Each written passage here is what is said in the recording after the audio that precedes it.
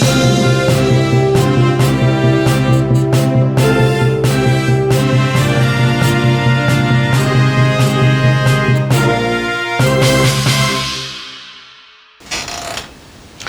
everyone, I'm Phoenix Tremaine, and this is going to be my take on Black AF. It's currently on Netflix, and I think it's sitting at like number 9 or 10 at the most watched on the network right now.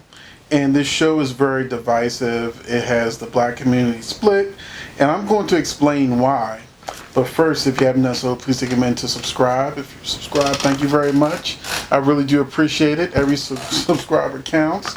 Please hit that like button, because the more you hit the like button, YouTube will continue to recommend this video. So I want to get out there because I think I'm going to hit a lot of points, because a lot of people are all over the place with this show, and because I watched it, I understand why.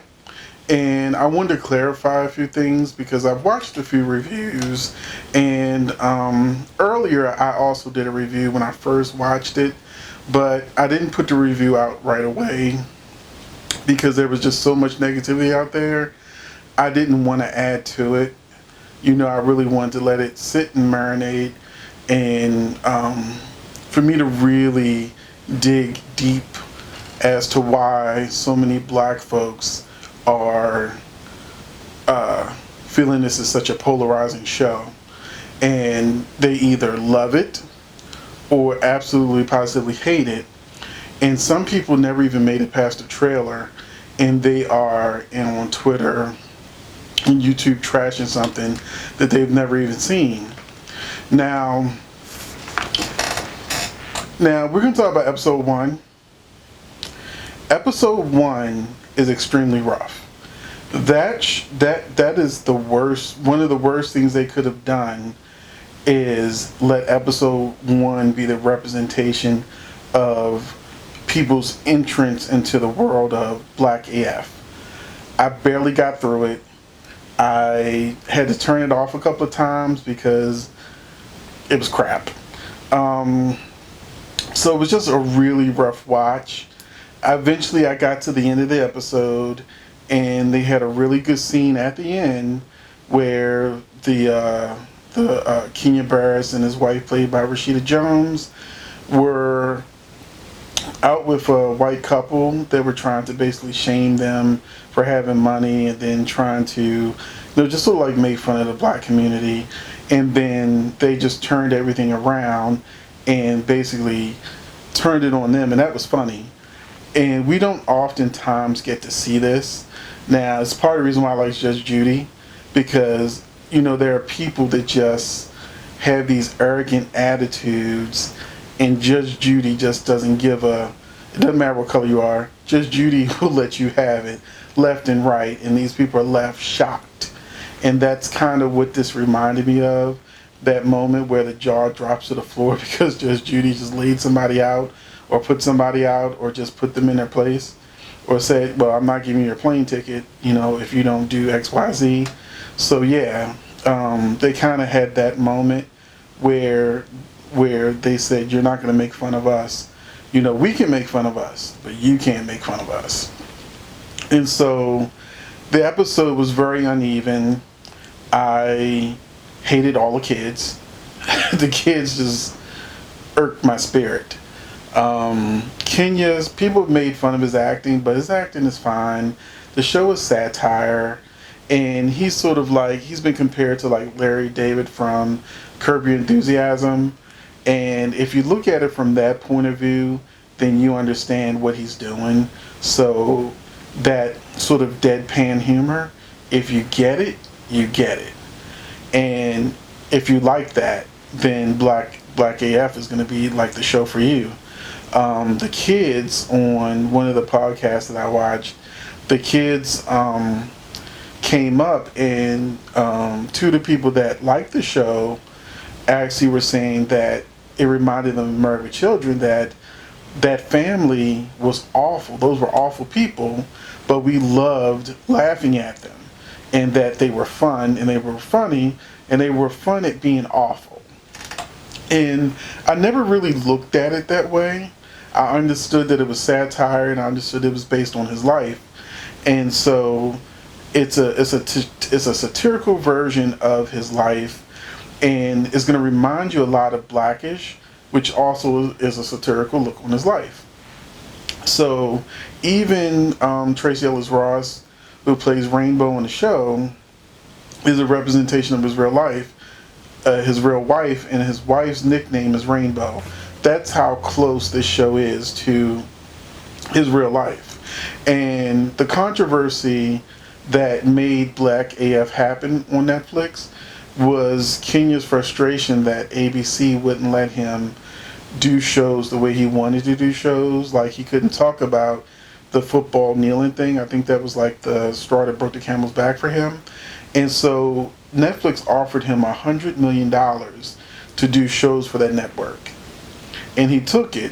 And Black AF is like the first show out of that $100 million that, has come into development. So a lot of people were really excited about the show, and when it was something that we're generally not used to, it took a lot of people back. And some people could watch this show and see these kids and this family and relate to the things they were going through, because Kenya has 6 kids, and on Black AF he has 6 kids. So it truly is a representation of how he's living, because even the ages of the kids are approximately the same ages of his real life kids. And he said he patterned the kids after his real kids. And I'm like, so you let your real kids talk to you like that? Because the way I grew up and the way a lot of people grew up is, I couldn't talk back to my mother like that. I couldn't curse at my mother. And if I even thought about it and she sensed it, I probably would be ducking, dodging shoes and whatnot, because she didn't play that. Even if I said, a slang word in the house, I would get popped in the mouth, because that is just not how she was trying to raise me and my brother. And when I watch this and I see these kids and I see how over the top bad they are, and in the way they talk to their parents especially, it's irritating, because I know that I really couldn't have gotten away with any of that. My mother wouldn't have allowed it, and a lot of people's mother wouldn't have allowed it. But my mother was the youngest of 11 kids. She was the youngest of 11 kids. 11. And some of my cousins, the way they treated my aunts, they cursed at them. I had one cousin who broke his mother's arm and, gave her black eyes and different things like that when he was a teenager. So I also know that you can be in a black household and get away with doing things like that. And my mother just happened to be the one that when those kids were bad, they would send them to our house for a mother to straighten them out. And when they went back saying, yes, sir, no, ma'am. Yes, sir, no, sir. Yes, ma'am, no, ma'am. And because my mother didn't play that, she said the ground rules right away for them.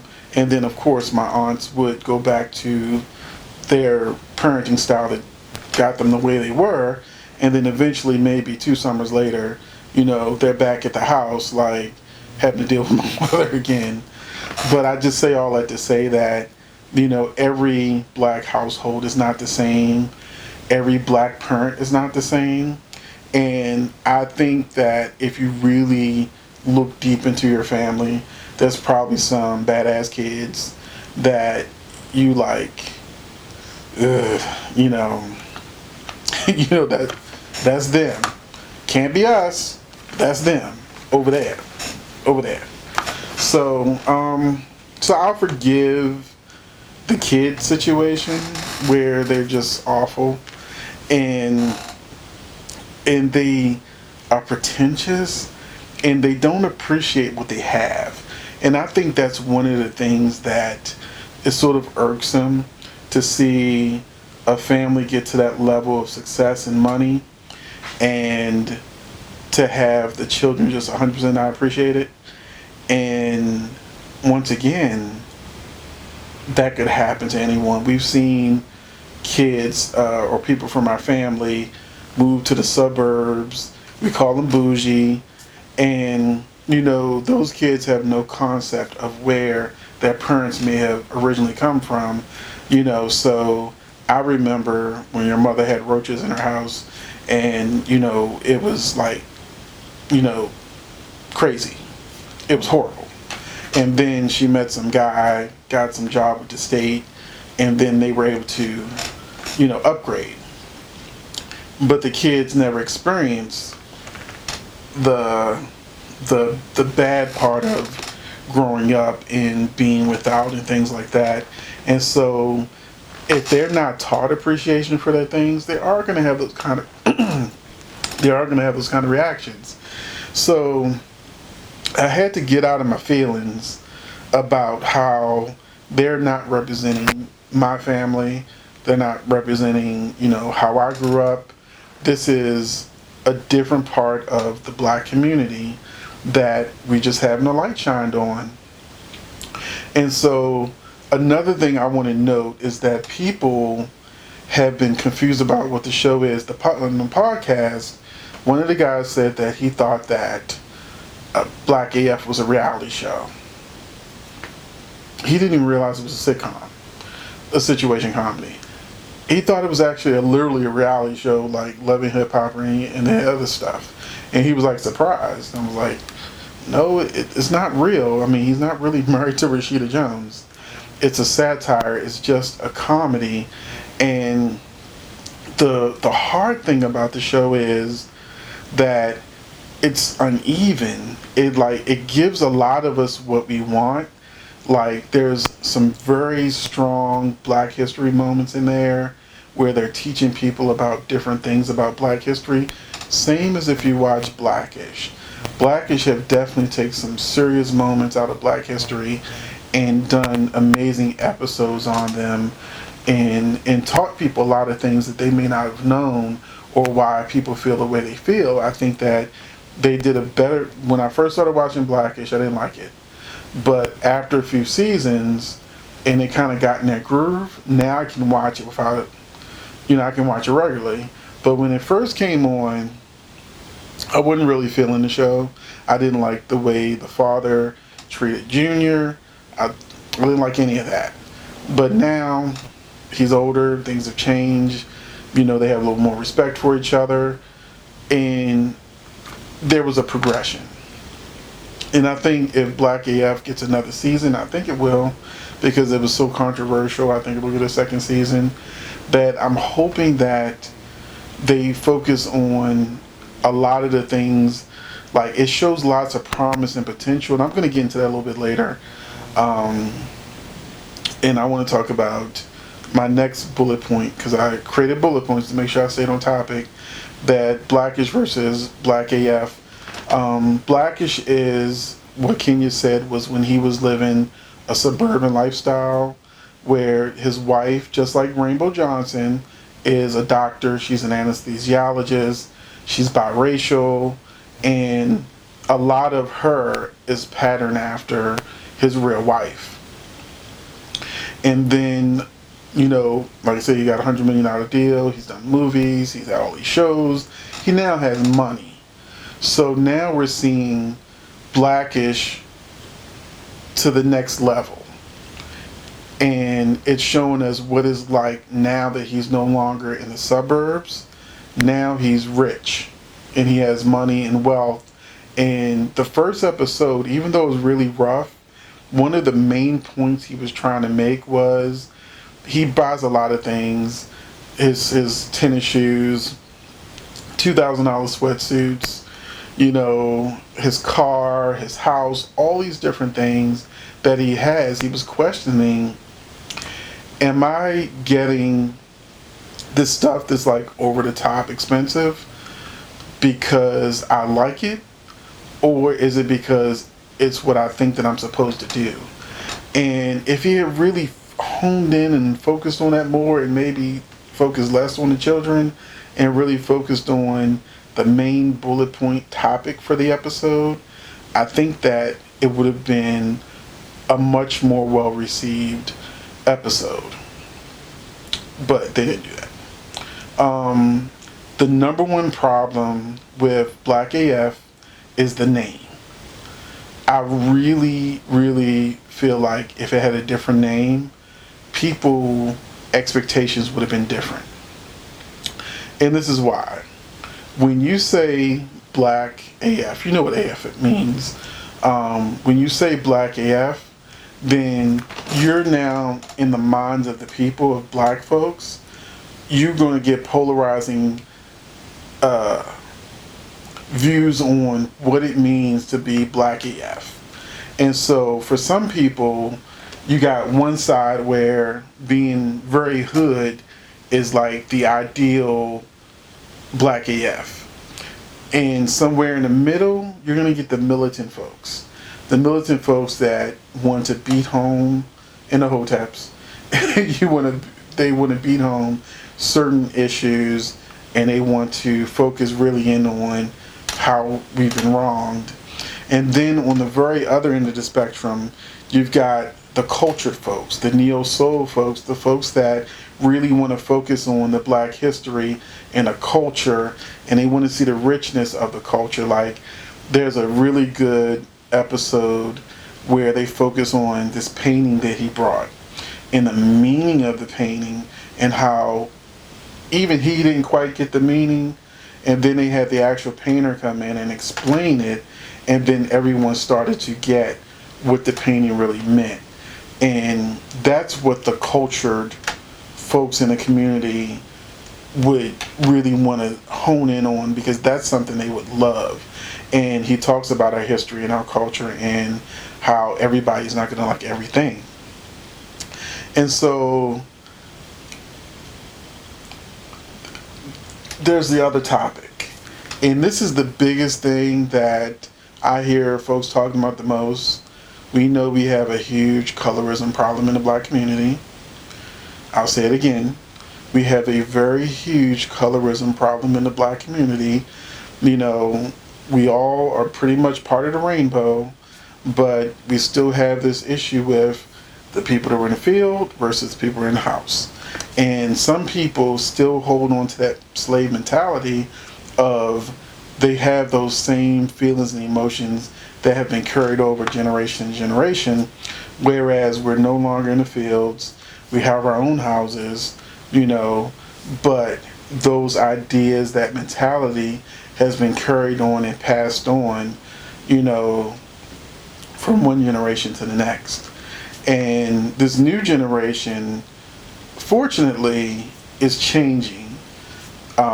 There's lots of bright spots in the youth of today and their idealism and how they see the world and how things are changing, especially like being able to see we had a black president, a black first lady, and that we have all these opportunities, and you can clearly see it better as long as you're not like people like Stacey Dash. You can see clearly white supremacists in their agenda and what's going on in the world. I mean, if you're a black person and you're defending Trump, yeah, you're not paying attention to what's really going on. Or you don't care. Or you feel like it doesn't directly affect you. Or, you know, maybe for financial reasons, you're in a tax bracket where you don't have to worry about the rest of us. But anyway, I don't get off topic. But the colorism in the community was based on the kids and the mother. Now, Rashida Jones was viciously attacked on social media because they're like, who's this white woman playing his wife? And then for people who are part of the uninitiated, they're like, you know, her last name is Jones because that's Quincy Jones' daughter. And they go, what? Yeah, she's biracial. So when her character's on the show saying, I'm a black woman, then people are like, no, you're not, you're white. And they've seen her traditionally in white roles or ambiguous roles. And so this show is patterned off of Kenya Barrett's real life. The kids on the show are patterned off of what his real kids look like in real life. It's not just their ages, but he picked actors that look similar to his actual kids. His wife is biracial. His kids are by default biracial, so they're light skinned. So as much as people want to say, "Hey, wait, what are you doing?" His wife is an actual is biracial, just like on Blackish. Remember, this is Blackish carrying over to what Blackish would be if that family had money. So there's nothing wrong with him saying, "This is my life, this is my wife, these are my kids, this is what we look like, and this is what we go through. This is, a satire based on our life, along with real things that have happened in our life." And the colorists are just like, why are they light skinned? Well, did you actually look into why they're light skinned? There's a reason. It's sort of like, this is where I am with colorism. I think it was Zoe Saldana that played Nina Simone. And I was one of the biggest people saying, that's wrong. That's completely wrong. If you know anything about Nina Simone, you know that there was a lot of issues with people judging her because of her skin complexion. She had a lot of racist things happen to her because of skin complexion. Her music dealt with saying how beautiful her black skin was and how beautiful black skin is. And so to have a biracial, light-skinned woman have to wear blackface to play the role, Nina Simone would be rolling over her grave. And for the people who said, well, if Zoe Saldana didn't play this character, the movie wouldn't have got made. I can tell you now, Nina Simone would have said, don't make it. So that's a real life person that was dark skinned, and it needed to be played by Viola Davis, Tika Sumpter, somebody like that. There's plenty of dark skinned actors out there that could have played that role. And, when it comes to colorism, that was 100% wrong. That's colorism done wrong in media. But somebody taking, his real life and his real family and taking their real image and finding actors that look like them to play them, which is what you do, that's not colorism. That's reality. So you've got people that just complain for the simple fact that they're light skinned. And ironically, one person, I just turned off his review because he was complaining that the characters were light skinned, but he also mentioned Tika Sumpter on Mixed Dish playing a role that was originated by Anna Devere Smith, who she's light skinned. I think she looks biracial. I don't know if she actually is, but clearly we all recognize that this will be Rainbow Mother, and her father on the show was white, and her mother light skinned. And when they did the show Mixed Dish, they did something different. They cast Tika Sumpter, who is a dark skinned woman, to play the role that originated by a light skinned woman. And I'm like, you can't win. You can't win. So they cast a dark skinned woman in the role, you complain. And on Fresh Prince of Bel-Air, they went from a dark skinned woman to a light skinned woman. And if you look at Janet Huber's anything that she's done on social media, any of her interviews since then, the bitterness that she still has to this day, like 20, 30 years later, you can understand why they probably let her go. I wasn't there. I don't know. But they could have replaced her with a dark-skinned actress. I'm just saying. I get it. Colorism. I get it. Even like Bernie Mac had to fight to keep the kids dark skinned on his show, which was, he fought against colorism for that. There was My Wife and Kids. One of the daughters, I think this is the show where one of the daughters was dark skinned in season 1, and then season 2, they got a biracial actress to play her. Got it. Colorism. Black AF is not colorism. It's just they're portraying real life people, and this is what they look like. Now let's get off of colorism. We know about that in the comment section. Now, I think the biggest thing that problem that I have in the black community as far as media and representation, and what a lot of people also have problems with when it comes to media and representation, is that we typically don't control our image. Our image, whether it's music videos, TV shows, BET. I mean, BET is owned by Viacom, which is white folks. So Bob Johnson gave that up. So it's not like we're running the show and controlling our image. I think one of the few places where we control our image is OWN temporarily, because Oprah gave up most of her majority stakes in a company, and soon she's just gonna be a figurehead, and she's moving on to other projects. So soon owned by Discovery Channel. That whole channel may change once Oprah is not running things. And Bounce, a lot of people don't know Bounce TV even exists. It has this really good show that I like to watch on air, called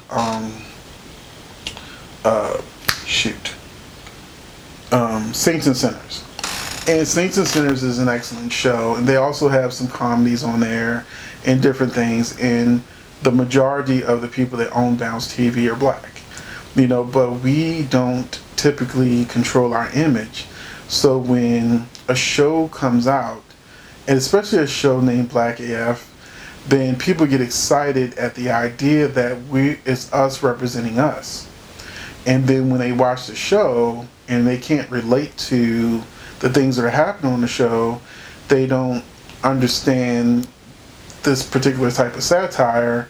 That's when we get the divisive in the community, because they're not watching the show and judging it for what it is. They're watching the show in hopes of it being what they want. And it's what some people want, it's what some people don't want. And then once something begins being trashed on social media, then people who've never even seen the show just jump on the bandwagon, create memes, and it just goes downhill from there. And I'm going to end this on a high note. Overall, I didn't like the show. Except there were 2 episodes that I thoroughly enjoyed from beginning to end. My favorite episode of the 8-episode season is episode 5. I've been telling people, you don't have to watch the whole season, but just watch episode 5. And that will be, especially if you're a creator, if you're a writer, producer, director, this is a great episode for you to watch. You don't have to watch any other stuff. It's just going to make you mad. But episode 5 and episode 8, what episode 5 did is, it was a much more relatable episode, because not only did it have the regular cast in it, but his family had come over for a cookout or something, I can't remember. And a lot of the people in his family are the type of family members that people were hoping would be on the show as regulars. And it was sort of like a breath of fresh air to sort of get what we view as real people on the scene. Some people will look at them and say, well, they finally added the stereotypes to the mix. But I could look at those people in their representations of who they were and can say, oh, that's just like my cousin, or that's my aunt, oh, that's my other aunt, and or friends. There were people on there that I could relate to, what they were saying, what they were doing, how they were thinking. And I don't have $100 million. So maybe I can't relate to, you wearing $2,000 sweatsuits that look like, I didn't like it. You could have got that from Walmart for all I knew. It wasn't anything special about it to me. And to find out how much it cost just felt like a waste of money. So that was one of the best episodes, or the best episodes of the season. Watch episode 5, and then maybe you can go back and watch the other episodes, and they won't seem to suck as much when there's other good things on the horizon. Episode 8, which is the last episode, is also a very good episode. And what this episode represented more than anything else was family. And not like the family reunion type scene they had in episode 5, but it was, oh, he invited his family over because he saw a black film, he didn't like it, and he wanted to get other people's opinions, and he felt like his family would keep it real. And so, he invited them over to watch a screening of this film. That's what it was about. That's what they were doing. And in episode 8, it's like a 2-part episode, and they're on vacation. I can't remember where they went. He had got a private island for his wife's book release and different things like that. And the cinematography was beautiful, definitely beautiful. And the kids were not irritating. They didn't make me mad. There was one scene where the sister was playing spin the bottle with a bunch of her friends and her younger sister. And her younger sister was reluctant to kiss a guy because it would have been her first kiss. And she was feeling peer pressured. And I felt like, her sister should have protected her instead of leaving her out to dry. Like, look, you want to be grown, this is what grown folks do. Didn't like that. But other than that, the episode itself was good. I appreciated it. The family was acting like a family. And as it ended, I really felt like they were a family for the first time. So my recommendation is watch episode 5, 7, and 8, because 7 is the first part episode of 8. So watch 5, 7, and 8, and then go back and watch the other stuff. And then you'll see the reason why people are mad and upset. And some of the things they say, which I think is meant to be satire, are triggering for people. And they're triggered because they don't realize it's a joke. So at the end of the day, you got to watch it for yourself. I've given you a half hour of my opinions of Black AF and what I think is good, bad, about the episode. And I say give episodes 5 and 8 a try, 5, 7, and 8 a try, and then let me know in the comment section what you thought about the show. If you've already seen the whole season, we can discuss that too. I'm going to put this on both of my channels. And I'll be looking in the comment sections to see what you thought about this. So thanks for watching. Hopefully I didn't trigger you too much. And see you in the comment section.